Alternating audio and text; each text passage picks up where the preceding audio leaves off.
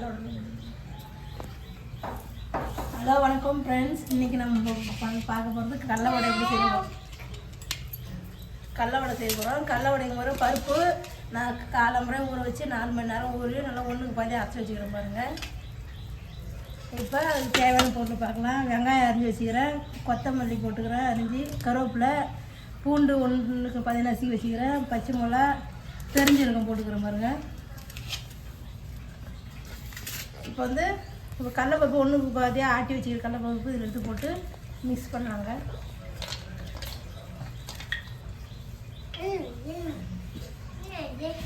தண்ணி விடாமல் நல்லா 1க்கு பாதி அரைங்க. தண்ணி இருக்கக்கூடாது கடலைப்பருப்பில். தண்ணி விட்டால் எண்ணெய் இருக்கும்.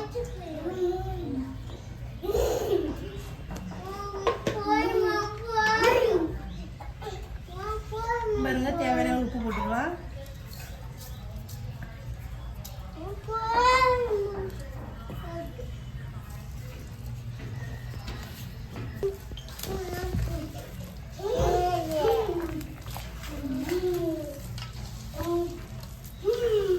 மிக்ஸ் ஆகிடுச்சு. நாங்கள் வடை போடலாம். வடை எண்ணெய் லைட் அடித்து வடை போட்டுக்கலாம்.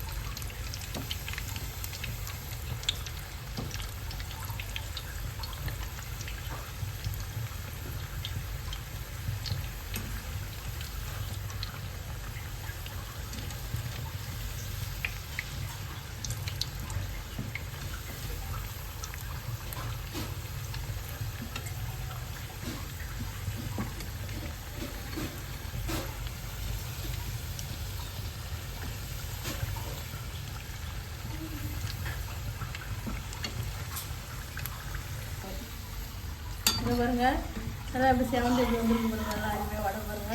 பருப்பு பாருங்க, 1 பதத்தை எடுத்து பாருங்க.